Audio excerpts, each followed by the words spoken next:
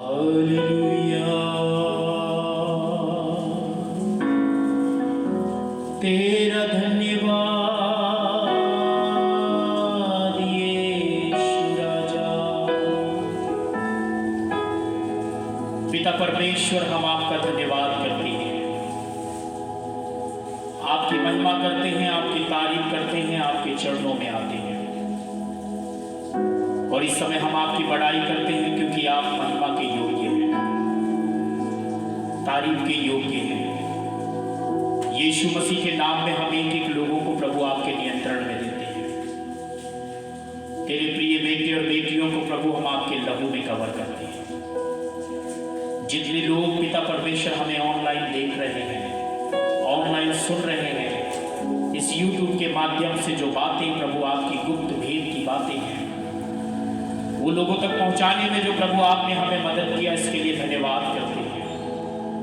और हमारी प्रार्थना है एक एक लोगों के जीवनों में काम करें और आज के वचन से लोगों के जीवनों में परिवर्तन आने पाए, लोगों के जीवन में कार्य होने पाए, और ये वचन लोगों की आंखें खोले और वो जानने पाए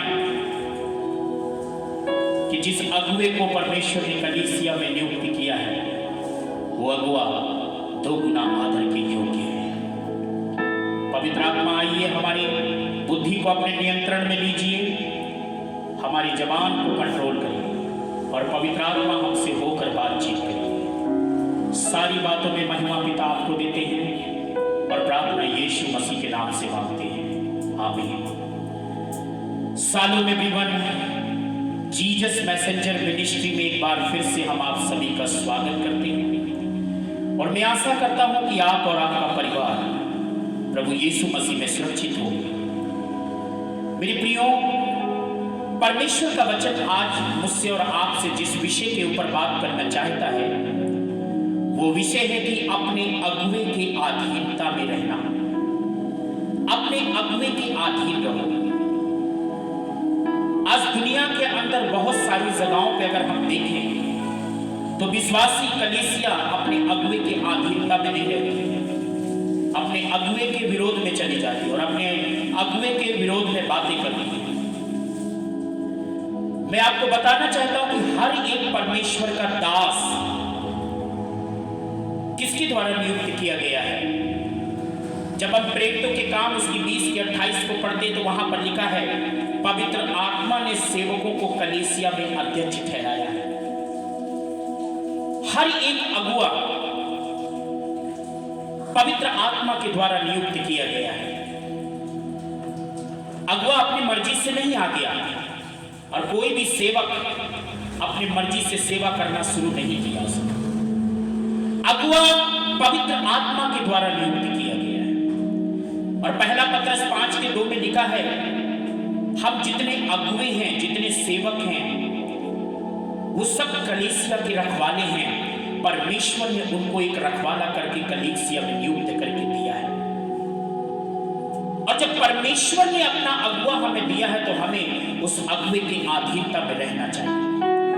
मैं एक बात आपको बताऊं कि जो लोग परमेश्वर की सेवा करते हैं, यूहन्ना उसकी 12:26 में लिखा है, जो लोग सेवा करने वाले लोग हैं, जो सेवा करते हैं, पिता उनका आदर करता है।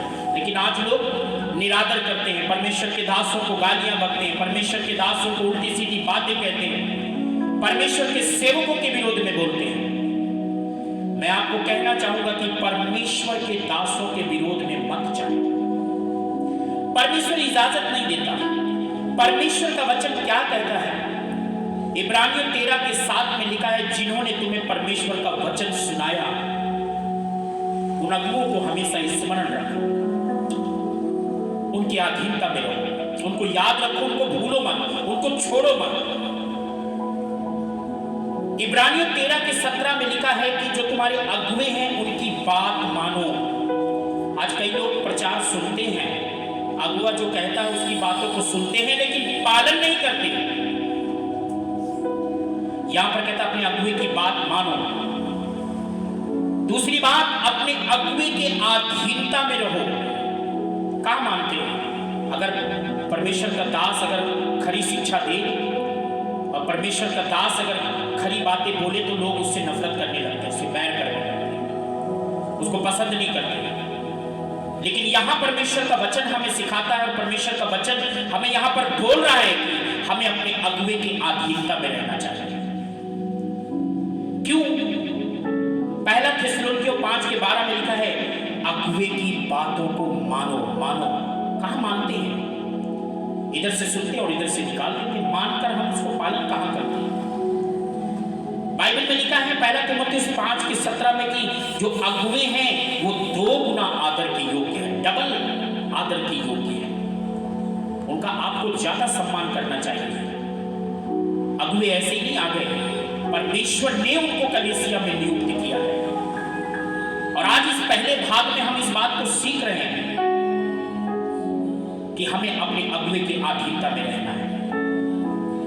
मत्ती 10:40 में ऐसा लिखा है, जो अगुवे को ग्रहण करता है वो उसके भेजने वाले को ग्रहण करता है, और जो अगुवे को नहीं ग्रहण करता वो ना मसीह को ग्रहण करता है ना उसके भेजने वाले को ग्रहण करता है।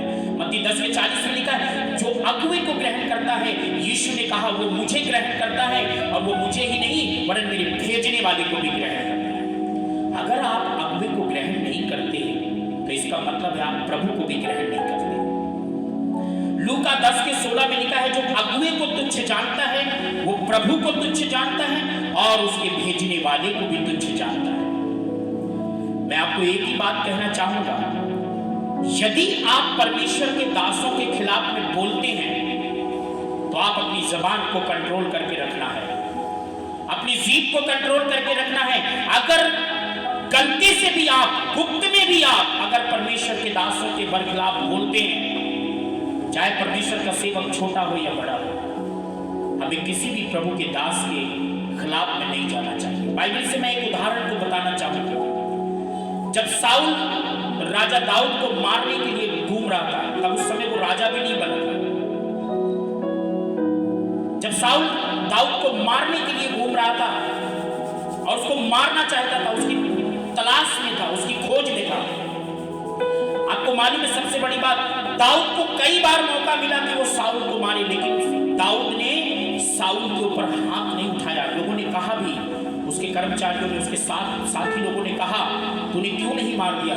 दाऊद ने एक बात को कहा, ये परमेश्वर का अभिषिक्त जन है, मैं इसके ऊपर हाथ नहीं उठा सकता। और आज तो हम लोग क्या करते हैं, दुनिया के अंदर 75% लोग क्या करते हैं, जो मर्जी में आता है प्रभु के दासों को बोल देते हैं, परमेश्वर के दासों के खिलाफ में उल्टी सीधी बातें बोल देते हैं। परमेश्वर का वचन मुझे और आपको ये सिखा रहा है कि हमें अपने अगुवे के अधीन में रहना चाहिए, उनका सम्मान करना चाहिए, उनका आदर करना चाहिए, और 2 गुना आदर करना चाहिए, सिंगल आदर नहीं, डबल आदर करना चाहिए। जब आप ऐसा करते हैं तो याद रखिए, जैसे यूहन्ना 12:26 में लिखा है, जो मेरी सेवा करता है पिता उसका आदर करता है। जब परमेश्वर आदर करता है तो आप कौन होते हैं उसका निरादर करने वाले? यदि आप में से कोई भी अपने अगुवे के अधीनता में नहीं है तो आज ही आप अपने अगुवे की अधीनता में रहें और उसके अधीनता में चले जाएं, उसकी आज्ञा माने, उसकी बात माने और उसका सम्मान करें। तब परमेश्वर आपकी जिंदगी में बहुतायत की आशीष देगा। प्रभु इन वचनों से आशीष दे। God bless you.